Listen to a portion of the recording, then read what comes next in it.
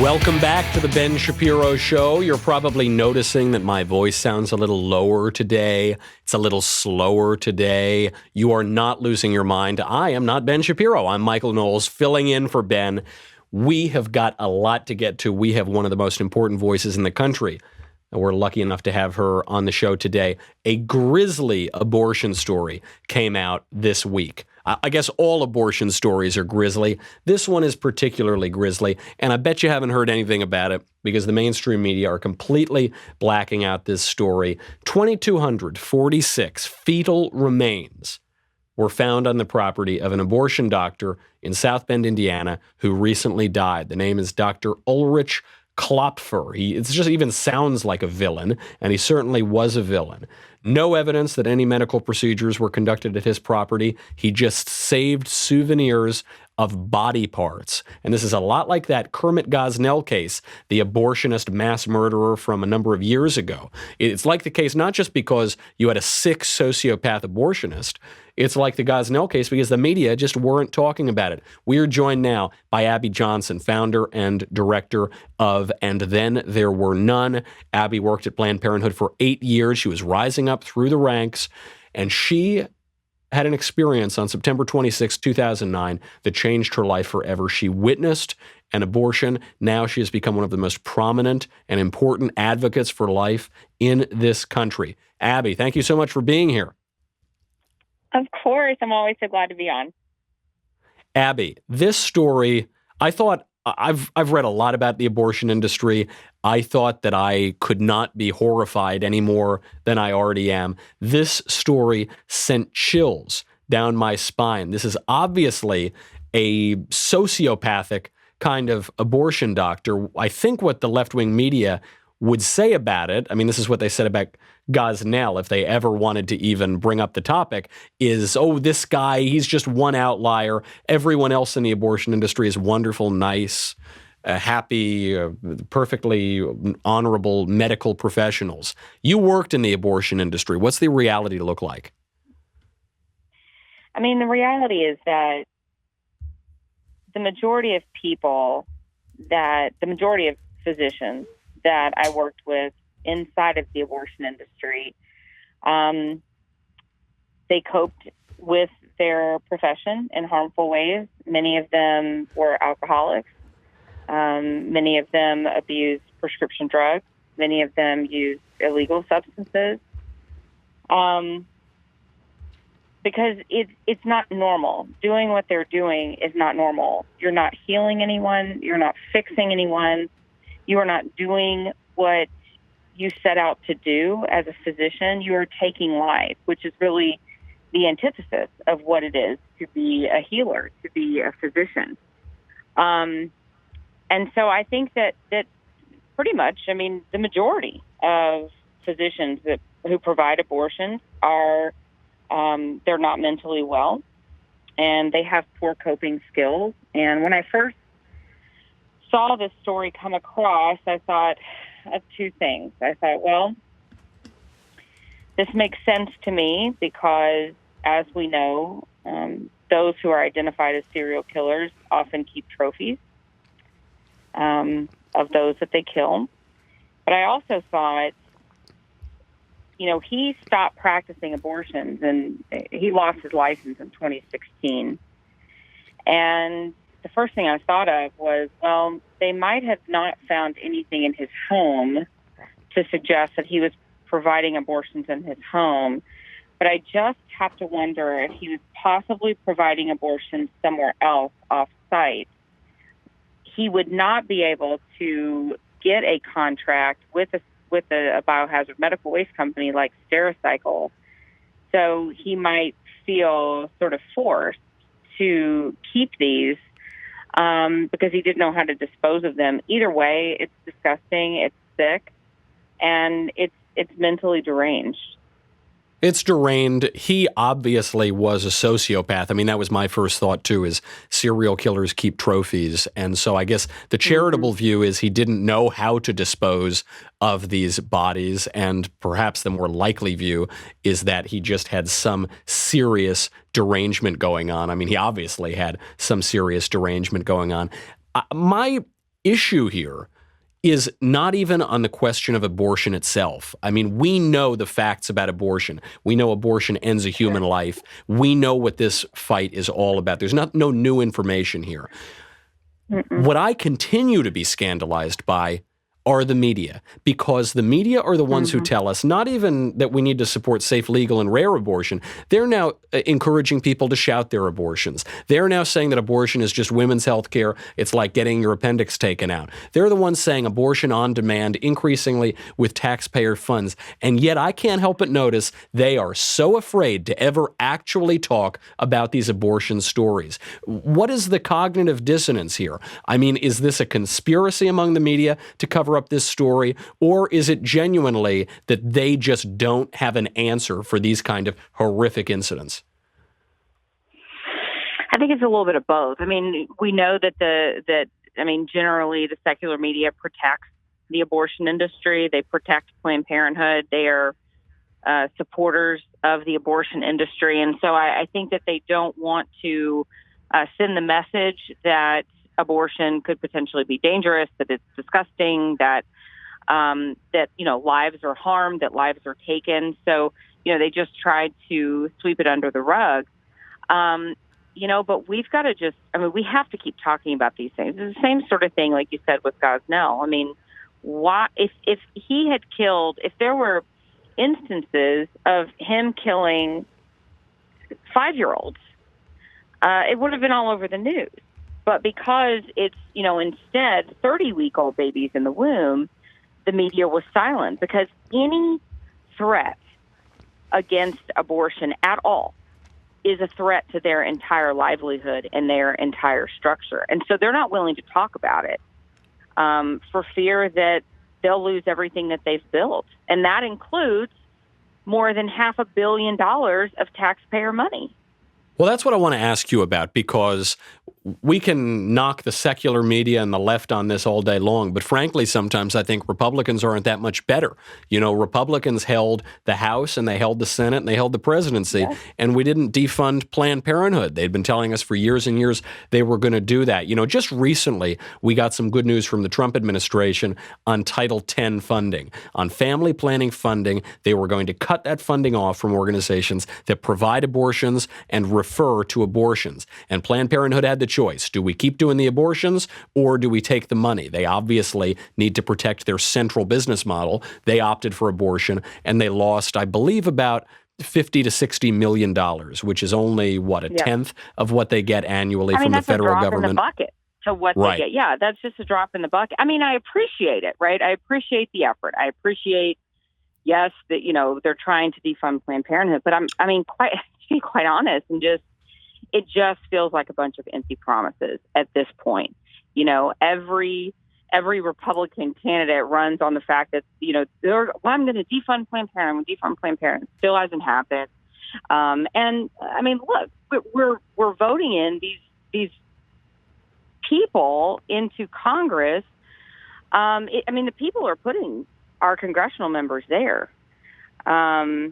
So it's like people aren't paying attention when they're going to the polls and they're voting. I mean, we're the ones that are getting these people into office, and yet we're the same ones that are saying we want to defund Planned Parenthood. I mean, we've got to start really paying attention.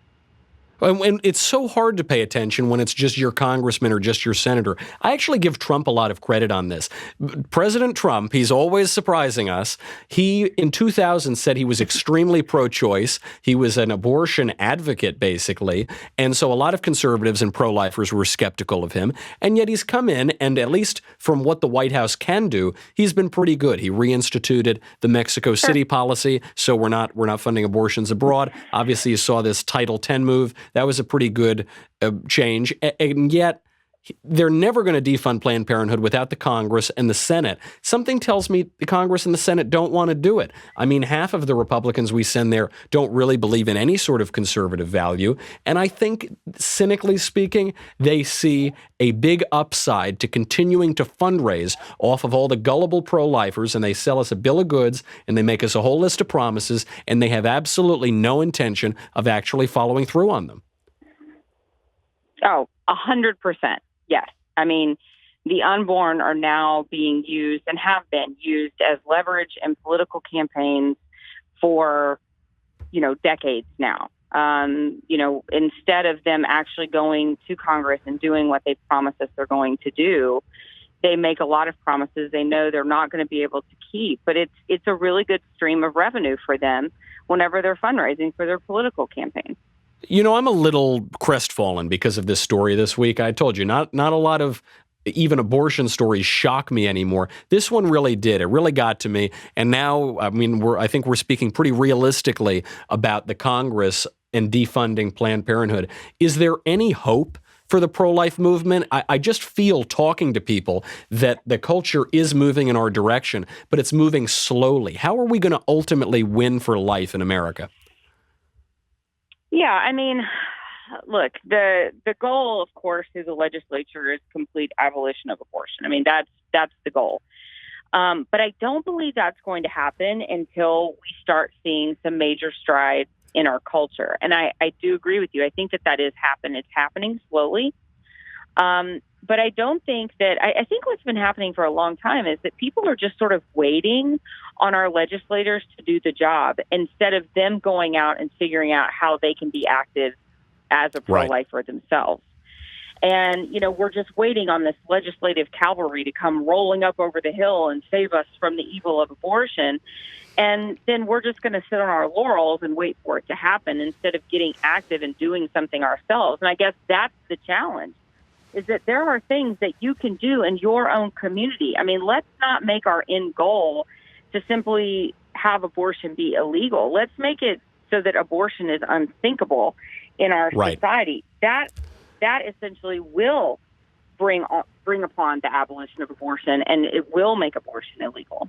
H.L. Mencken said that democracy is the theory that the people know what they want and they deserve to get it good and hard. And we blame our politicians. But in a representative democracy, in a democratic republic, our politicians are a reflection of us. The hope that I have for life in this country is basically what happened to you in 2009. The hope that I have is the ultrasound. The hope that I have is that we can now see these babies, and we see they're not just a clump of cells. You saw it yourself. What kind of impact does that have just in the moment, seeing that life? Well, it's huge. It changed me from being an abortion clinic director to being an outspoken pro-life advocate. It changes women in that moment. We know that according to pregnancy medical clinics across the country that are pro-life, 85 to 90% of women who see their children on ultrasound before the abortion procedure will choose life for their babies. It's hard to deny the humanity of an unborn child when you can actually see them in your womb and you can see that they are an individual living human being with a beating heart.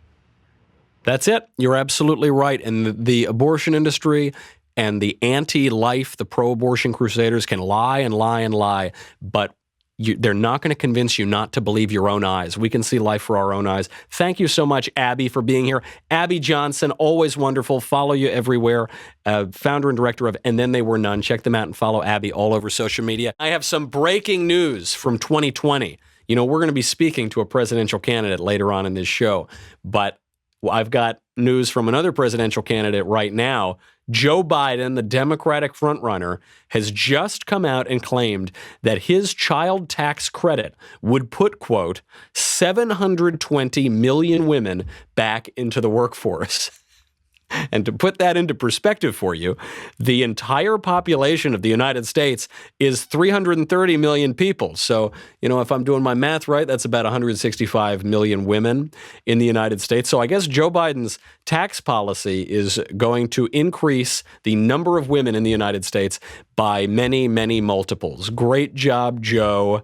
A classic example, Joe Biden putting his foot in his mouth because it is a day of the week. The other thing I really love about his point, though, other than that Biden math, that Biden math, also known as wrong math, incorrect math. The other thing I love about it is he's saying this like it's a good thing.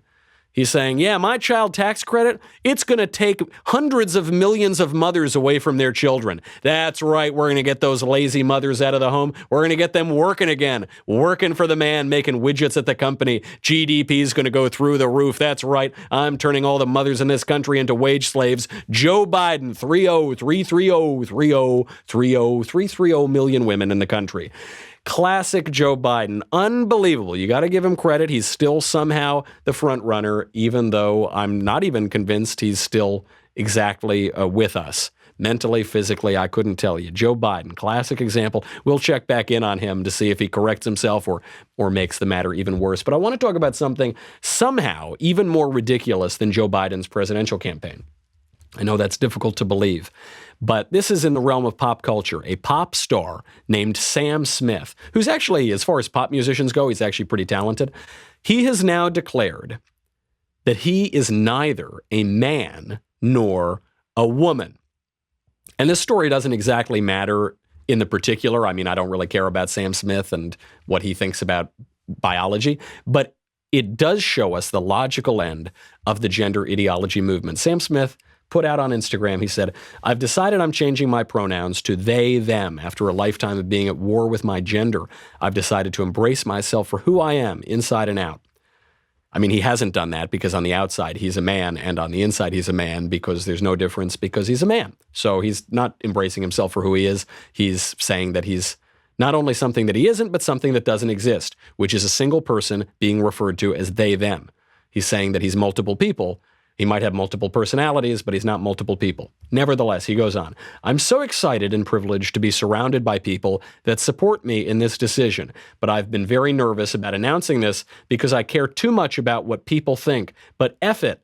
I understand there will be many mistakes and misgendering, but all I ask is you please try. Now, misgendering is the funniest of the phrases because misgendering is a new leftist term that means if you refer to a man who thinks he's a woman as a man, you're misgendering him, which is ironic because the only person doing any misgendering is the man who thinks that he's a woman and you call him a man, or the man who thinks that he's multiple people and you call him a single person. The only people doing the misgendering are the ones changing the pronouns, but that's neither here nor there.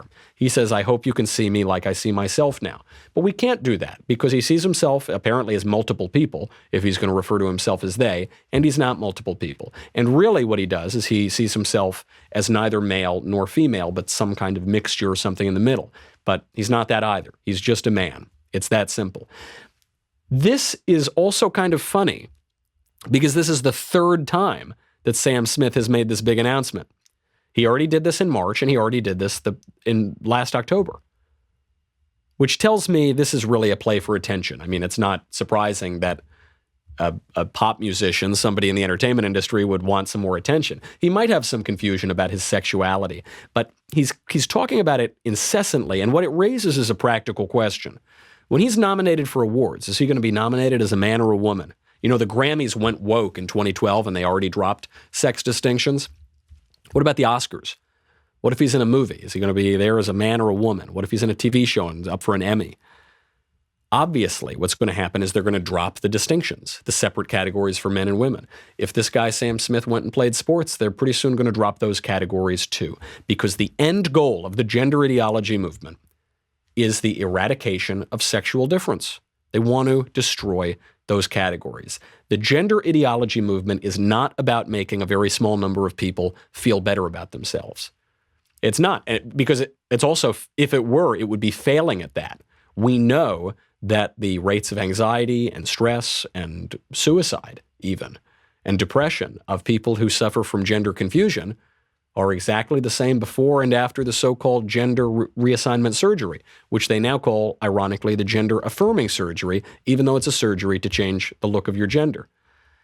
What it's about is eradicating sexual difference. What it's about is a central fact of our nature. You know, there's a reason why in all the stories about the creation of the world, sexual difference is at the center of them. The book of Genesis, the story of Gilgamesh, civilization, begins with sexual difference. People know that there aren't 100 genders. You know, the political philosopher James Burnham's first law, everybody knows everything. People know that. They know that men and women are different. There aren't 100 genders. But the ones pushing this ideology need to constantly recite the new fantasy. They need to threaten people with punishment if they don't go along. The BBC has a new children's show that's threatening kids, saying you better go along with this or you'd be found in violation of the law. It's a totalizing ideology that demands you affirm every aspect. And if you don't prepare to have your reputation and your livelihood destroyed, it could come up on you, because this is a serious leftist ideology. And they're coming for you too. That's why we got to speak the truth very clearly. We're very lucky to be joined this segment by a 2020 presidential candidate. Which one could it be? You're probably thinking I'm talking about a Democratic presidential candidate, but I am not. I am talking about one of President Trump's 3 Republican primary challengers. I am talking about former congressman from Illinois' 8th Congressional District, former radio host, former social worker, and current Republican candidate for president, Joe Walsh. Mr. Walsh, thank you for being here. Hey, Michael, it's good to be with you. I'm a big fan of yours, sir. Well, thank you very much. It's very good to have you on. I am not going to beat around the bush. We've got news that a number of states are canceling their Republican presidential primaries: Kansas, South Carolina, Arizona, Nevada. We've got news that President Trump's approval rating is upwards of 88% among Republicans, according to a new CNN SSRS poll. I'm just going to ask you straight out, do you really believe that you are going to defeat President Trump for the 2020 GOP presidential nomination? Hey, Michael, we got a shot. And I'll say this, I wouldn't be doing this if I wasn't going to try to win, if I didn't want to win, and if I didn't believe I could win. I've been in this for 3 weeks. This is a big old pain in the butt. This is not an easy thing to do, to run against a sitting president. I don't know why anybody would do this if they didn't think they could win. You alluded to, 4 states already canceling their primary elections next year. This isn't Russia. This isn't North Korea. We don't do that kind of thing in America. We're going to make an issue out of that. And if this president, Michael, is so damn strong and the Republican Party is so damn united, why do you have to cancel primary elections? Well, I would like to correct you there just for a second, because you said we don't cancel primaries in America, but we have done that in the past. I mean, in South Carolina, the GOP got rid of their presidential primaries in 1984 and 2004 when Ronald Reagan and George W. Bush were up for re-election.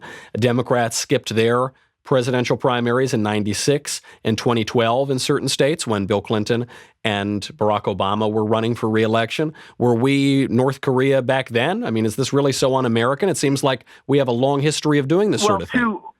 Well, actually, no, Michael. This is pretty unprecedented. The only time I can remember when there was a credible challenge to a sitting president was when George H.W. Bush, I believe in 1992, canceled the South Dakota primary. When Reagan ran, when Obama ran for re-election, there was no primary opposition. It is un-American. It is un-American to take away people's rights to vote. I mean, Michael, I don't know where you stand on me or Trump, but do you think it's a democratic thing to do, to cancel primary elections when you have 2 former governors and 1 former congressman taking on a sitting president? Well, then the question becomes, I think, the credible candidacy, because I'll just go back to that new poll just came out from CNN SSRS. 88% of Republicans approve of Trump.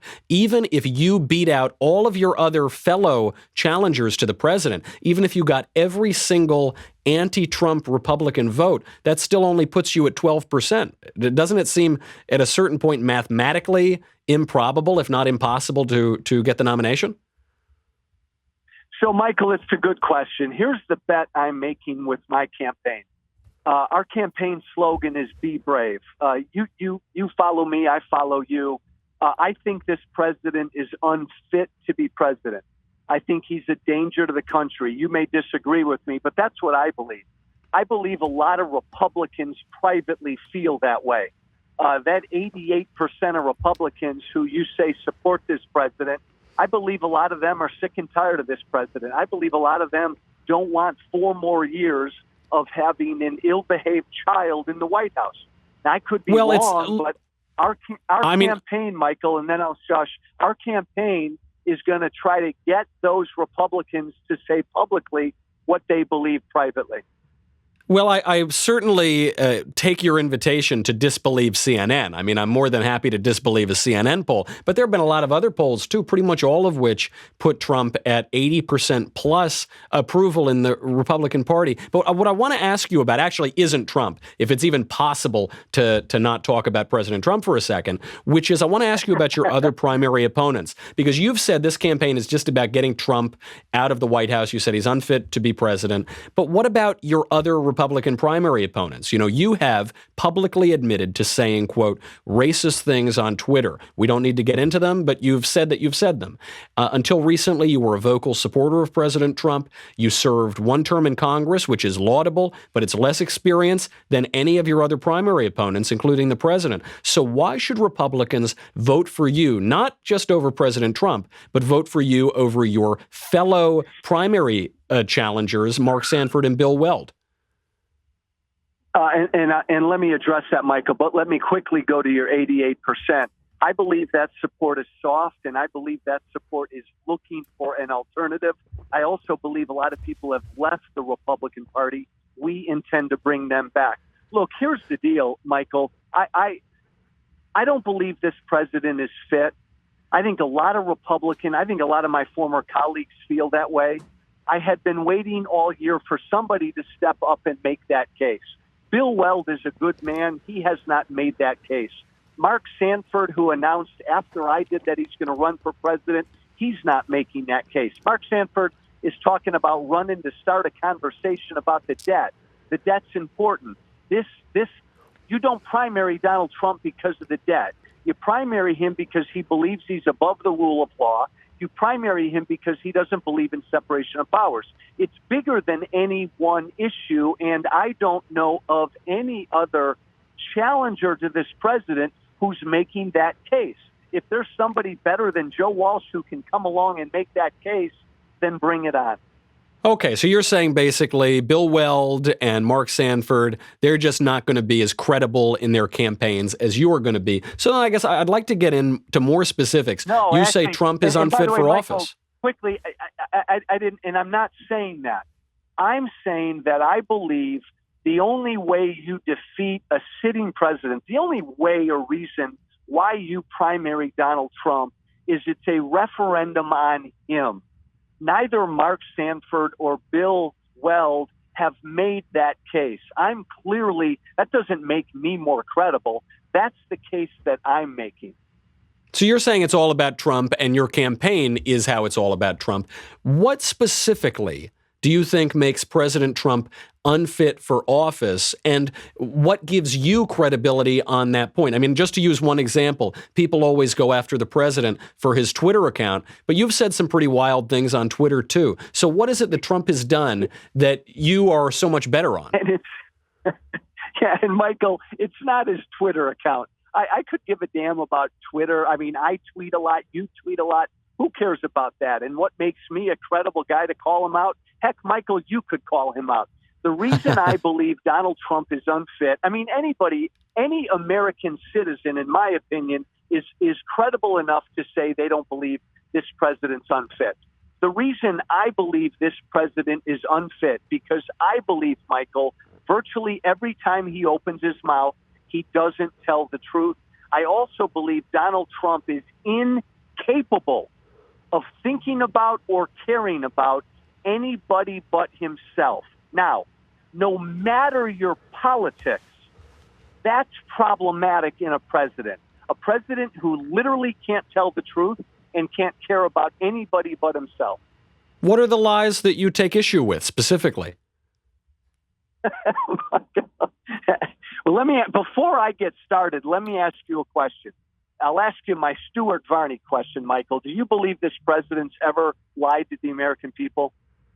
I think President Trump has a pretty funny relationship to the truth. I'm perfectly willing to say that he has exaggerated his crowd sizes. I'm perfectly willing to say that he's talked like what we in New York would call a BSer on occasion. But I think when it comes to actual integrity in the office, President Trump has been much more honest than many of his predecessors. You know, the Heritage Foundation early on said that President Trump had kept more of his campaign promises than even Ronald Reagan at that point in his presidency. So does he stretch the truth sometimes? Obviously, all politicians do. Does he have an ego? Lie? Yeah, he Michael, seems like he has an ego, but all politicians do. Michael, can't let you get away with that, my friend. Has Donald Trump ever lied to the American people? Straight up. What yes lie or are no? you? What lie are you talking about? No, I'm happy to answer a question about first. a specific lie. And I don't know. well, Did he ever tell his mother he cut school or something? I don't know. What issue? Hey, Michael. Yes. No, Michael. Hold on a minute. You are an astute observer of the political scene. I asked Flattery will get you nowhere, Joe. No, Michael. Just a simple question. In your opinion, has he ever lied to the American people? I can't think of a major lie at the moment, but I'm sure he's told lies before. I mean, no, he's obviously told lies. Michael, we all have.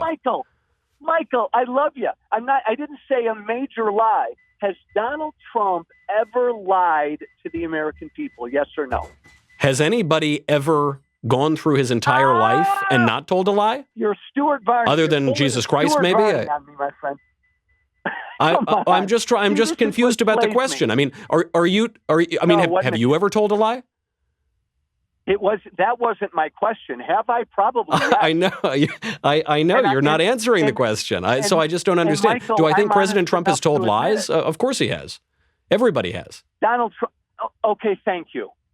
But what I'm saying is everybody's told a lie. But what I want to get to is the specifics, because you're running a campaign that you say is a referendum on Donald Trump. So I just want to know what specifically you're talking about so we can see if your candidacy is worth considering.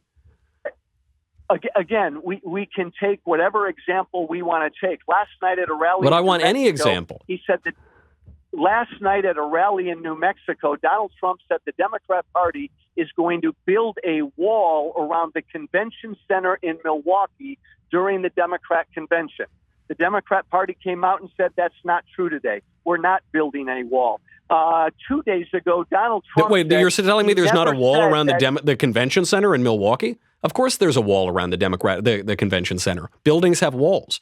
Donald Trump are you telling me that the Democratic convention won't have security? Of course it will. Hey, Michael, Donald Trump said they're building a wall around the convention center for the 2020 convention. The Democrat Party denied it. Donald Trump 2 days ago said he never said he would meet with Iran without any preconditions. Donald Trump is on tape saying that he welcomes meeting with Iran without any preconditions. His Secretary of State said he'd meet with Iran without any preconditions. I mean, I could go on and on and on. The man's told 14,000 some lies since he's been president. That wouldn't be a lie. That would be him contradicting himself on what he'll do in the future. But you wouldn't call that a lie. He hasn't actually done it yet. I think I would call that a lie. When Donald Trump said there were no high-level talks between America and Chinese officials, and Donald Trump's own staff had to come out and say that Donald Trump was wrong and that he did that to manipulate the market, I would call that a lie. Well, obviously there have been high-level talks. China's our largest creditor. They're one of our biggest trading partners. Of course there are high-level talks with China. He said specifically high-level phone calls during the G7, and there weren't high-level phone calls, and Donald Trump's staff had to come out and say there weren't high-level phone calls. He lied, Michael. Joe, I mean, 20 minutes with me on the phone. Again, I'm not contradicting. Hey, Michael, why'd you want to have me on? Because I want to hear the case for the Joe Walsh candidacy. Hey, my friend, this is pointless. This is pointless. You and I disagree on this. I believe Donald Trump lies all the time. You don't. Let's move on. All right, Joe. Friend. All right. Will you stick around for another segment, or do we have to let you go? I'd love to. Having the time. All right, he's going to stick around. We got more. Let's talk. Joe is saying he is running because Donald Trump has lied to the American people. Joe Walsh is not going to lie to the American people. Joe, before I let you go, and thank you for sticking around, I want to ask something not just about the Trump personality front. I want to ask about the policy. Do you have policy disagreements with the president that you're running on that you say will be a change in a Joe Walsh administration?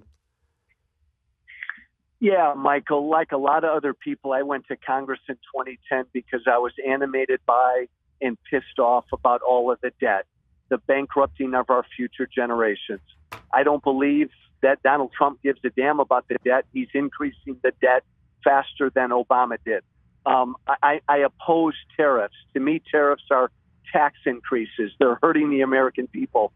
I believe there's a better way to go after China. Those are two issues. I believe Trump's messed up the border. Michael, I believe that one issue probably got Trump elected. The fact that there are people in this country illegally, we got to do something about our border. I think Trump's totally botched that. Those are three to begin with. But again, to me, this is much more about, if I just had a problem with Trump and the debt, I wouldn't be primarying Donald Trump. Oh, this actually brings up this important question because, despite us going back and forth, I probably think we agree on most policy matters. I always love going back and forth with you on Twitter. So I guess the question then becomes about the general election. Let's say, just hypothetically, that President Trump wins the GOP nomination and he gets to run again in the general election. Will you vote for Trump in that scenario, or would you consider voting for the Democrat, or would you abstain from voting or vote third party? And Michael, I'll answer that immediately, but I want to second what you just said. I really enjoy going at it with you on Twitter, and I really respect where you come from. And I really do believe if you and I were sitting down having a cocktail, we probably do agree on most issues. Will I vote for Donald Trump in 2020? If he's the Republican nominee, hell no. And I can't, Michael, because, again, you may disagree with me. I'm running because I think he's unfit and a danger. There's no way I could vote for somebody who I believe is a danger to this country. So, no, I would not vote for Donald Trump in 2020 in any situation. Would you, if he got the nomination, would you vote for the Democrat or would you just abstain or vote third party? I don't think I could vote for the Democrat. There may be a third party. There may be a libertarian candidate. I have no idea yet. I don't think. Would you be that third party candidate? I'm sorry to interrupt, but would you be, if you lost the GOP primary, would you run as an independent? And I'm not trying to avoid the question, Michael. I don't even want to think about that. And I try not to think about that. I've been a Republican my whole life. I don't like what the Republican Party has become under this president. I think the important fight is to fight this fight now. I don't want to think about anything beyond that. All right. That's fair enough. It's a fair enough answer. Joe, I appreciate you coming on, my friend. Very nice of you to come on. We will be eagerly following the campaign. Where can people find you? JoeWalsh.org, JoeWalsh.org. Michael, anytime, my friend. Thank you. All right. Joe Walsh running for president. I don't think, I didn't want to flatter the guy and say I think the campaign is going great or that it has a great shot of winning. But look, the guy's going out there. He's saying what he believes. He doesn't like the president. He's going to run for it. And the voters of the Republican Party are going to decide. Let us know what you think. I mean, check it out on Twitter. Send us in your thoughts and send it to me and send it to Joe. There's so much more to get to, but unfortunately, we're getting up against it. I do want to cover, speaking of 2020, before we leave, this Andrew Yang promise, because of all the presidential campaign tricks I've ever seen, I think this one might be the most clever and the most blunt. Andrew Yang, running as a Democrat, is running his campaign on the promise to give a number of his supporters free money throughout the whole campaign. Here he is. My campaign will now give a freedom dividend of $1,000 a month for an entire year to 10 American families, someone watching this at home right now. If you believe that you can solve your own problems better than any politician, go to yang2020.com and tell us how $1,000 a month will help you do just that.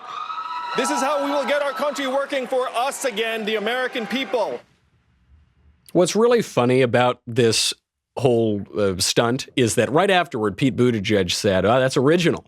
That's original." A lot of people said this is unprecedented. It is not unprecedented to try to buy votes.